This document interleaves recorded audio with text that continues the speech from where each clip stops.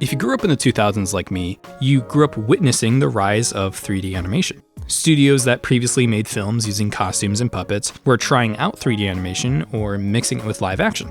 I find this time period kind of fascinating because not only can you visibly see the technology develop over the next 20 to 25 years, but also how some of the visuals and art styles shifted once the new and exciting technologies became standard and expected. But there was that period in the middle where if you heard there was a film coming out that was adapting an animated series or comic, chances are good that it wasn't an animated film, but instead a live action one with a horrifyingly hyper-realistic CGI version of that character alongside real actors. That was just the way it was for a while. Take a beloved animated character and put them in a live action film. It doesn't matter how weird it looked because it was seen as a fresh and exciting update to that character. But over time, that strategy ended up with smaller and smaller returns, and nowadays we're back to making animated films about animated characters that actually look like those characters, for the most part. And what I find fascinating is you can even see this art style shift over time within the same series, moving from realistic appearances to more stylized and faithfully cartoony ones, which is really cool to see. But for a while, it was all live action, and they all looked like this, and it is hilarious to look back on. So I want to talk about a few of those films and try to understand not just the spark that created this trend, but also how it slowly died out and that visual shift towards the more faithful and stylized versions of these characters. First, let's back up and provide some context of how we got here. Before the 2000s, 3D animation was usually used to augment practical effects rather than replace them like they do today. The concept of animating a main character in a computer was fascinating, but not yet possible. So, to make a live-action adaptation work, you can't take yourself too seriously or be too realistic, which is why I think it worked in Casper from 1995, which visually still holds up pretty well, actually. Out of anything that could have been the first fully 3D animated main character, Casper is a pretty good pick, given that a floating, transparent 3D ghost is by far the easiest thing you could integrate with live action. You don't have to align them with the environment of the scene, cast them in shadow or lighting, have them interact with objects or characters too closely. It's pretty clever. But I think what deserves more credit in retrospect is that they made an effort to retain a lot of the cartooniness and 2D style. This sort of thing is not as easy as it looks, especially back in the 90s, but it's worth it because it justified why the film exists in the first place. You can have super fun interactions and cartoon logic with live action characters, which previously was never possible. Doing all of that the first time this was ever tried is pretty impressive, and in a more ideal world would have set a precedent. Don't make them too realistic or else it just doesn't work. Unfortunately, not long after this was Rocky and Bullwinkle from 2000, which maintained the cartoony style of the original but ended up tanking at the box office. And combined with 3D animation getting more and more realistic and raising audiences' expectations, I can imagine executives saw that film tank and said, "We have to make this dog as realistic as possible." Scooby-Doo 2002 is more or less the start of this trend. I know a lot of people watching this will be very nostalgic for this depiction of Scooby-Doo, and up front, I'll say that this looks way better than some of the other characters we're going to be looking at, but set aside your nostalgia for this film and ask yourself, should he have these gigantic realistic irises? Should he have kept this big snout, but with the realistic fur and teeth? I think a lot of films in this decade fall into this trap of going half in on realism and stylization, which I don't think looks very good. There's this piece of concept art from the film, and yeah, I can see why they didn't go with the cartoony one. But originally the film had a more adult self-parody tone and a PG-13 rating in development, and I actually think that this version would fit that pretty well. I don't think the final Scooby looks bad at all. The film actually has some solid practical effects and it fits pretty well into. But now, 20 years later, we have an actual animated Scooby, and I don't think our nostalgia can hide how much better this Scooby looks. The animated film has its own flaws. There's a corporate stink that plays it extremely safe, but its animation is pretty stellar, and they absolutely nailed how Scooby looks in that film.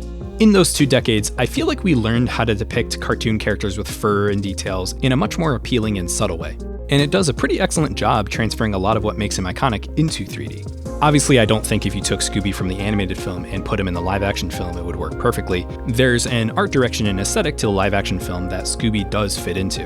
When it works well. I just find it kind of fascinating to compare the two side by side. So, after Scooby-Doo, it can only get better, right? I may not think Scooby aged that great, but surely what comes after looks better and better, right? Right? Garfield's 2004 film is a fever dream. Look at this poster. Just look at it. They made his face longer than it is in the film, so it's closer to the comic, but it just ends up looking bizarre. Whenever I stare at it too long, I can feel my madness meter rising, and I'll get a status effect if I don't close my eyes. Gustav. Technological limitations aside, I can't even begin to wrap my head around how badly it's aged in the near 20 years since its release. His eyes are so big, they're constantly bloodshot and pink, so you have these giant pink bloodshot eyes with gigantic irises that just stare into your soul at all times. And then in every other way, from the head down, he's just a realistic fat orange cat. Why? Again, it's this halfway between stylization and realism that just ends up looking kind of weird and creepy.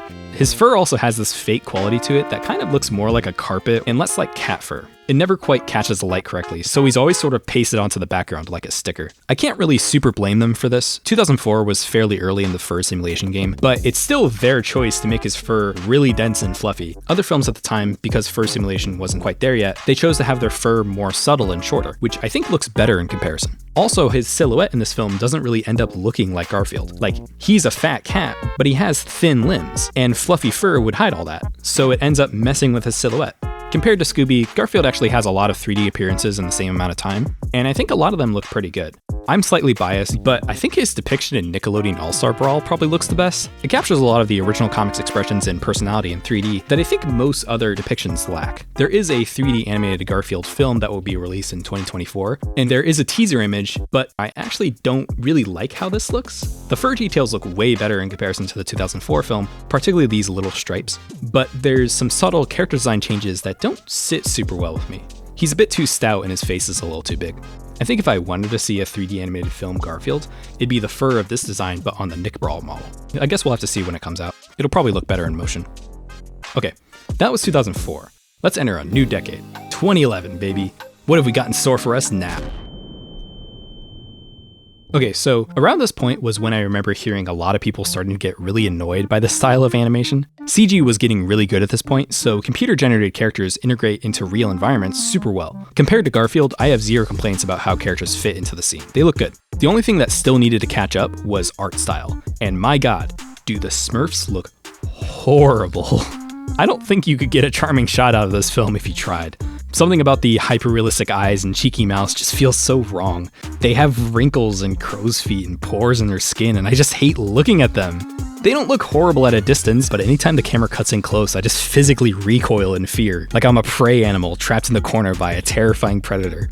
This film has the same director as 2002's Scooby-Doo, and I think it lends just a little bit of weight to how I feel about Scooby in that film. If Scooby-Doo had come out later and taken in some of the technological improvements this film takes advantage of, I don't think people would be nearly as nostalgic for 2002's Scooby-Doo as they are now. The lesser amount of detail Scooby has in that film due to the more limited technology was a blessing in disguise compared to the Smurfs, because the detail in this film ends up being a huge detriment. But what's interesting about the Smurfs is that after a sequel in 2014, they rebooted it into an entirely 3D animated film, and it actually looks really, really good. The original Smurfs comics are by Belgian comics artist Peyo, and I absolutely love Franco-Belgian comic art. There's sort of an art style associated with them that's pretty easily identifiable. So even though I have zero attachment to the Smurfs as a franchise, any Franco-Belgian comic art style captures my heart like nothing else. They're all just super charming. So a film that captures that, but in 3D, and does it well, is a huge win in my book, and I think they pulled it off. But that also means you have a direct comparison between art styles not far from each other timeline-wise, and I find that super fascinating.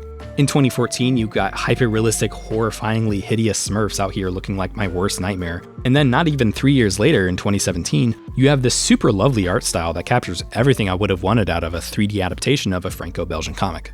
It's kind of mind-blowing comparing the two side by side, and it shows that a lot of this nowadays isn't a matter of technology, but a matter of art direction. We have all the technology we need to execute any art direction we want. We just need to do it. And going the hyper-realistic route was very much not it. Thankfully, over time, this trend began to fade away. More films embrace stylized animation and character design, creating a much more charming look to their characters. Obviously, it's still done every now and then, but at least in more recent cases like Sonic the Hedgehog, people are pretty loud and clear that nobody wants characters looking like this. I don't think live-action adaptations of animation are off the table entirely, but with some recent successes like Barbie and One Piece, as well as 20+ years of hindsight from bad live-action adaptations, they seem to work best when they're self-aware and embrace what makes the original work. As we enter a new decade for 3D animation, I feel like it's important to keep this in mind. Prioritize art direction, not realism. We've recently entered an era where 3D animation is highly experimental. And I think that's because we tried realism and we found it didn't work. And it just looks even sillier when companies keep trying to make it work and don't learn anything. So in some ways, I hope this video is a reminder to respect and champion art direction over realism, to appreciate what we have and to experiment. That's all. Remember to do all the usual YouTube stuff, check out my Patreon for behind the scenes on all my videos, and thanks for watching. Goodbye!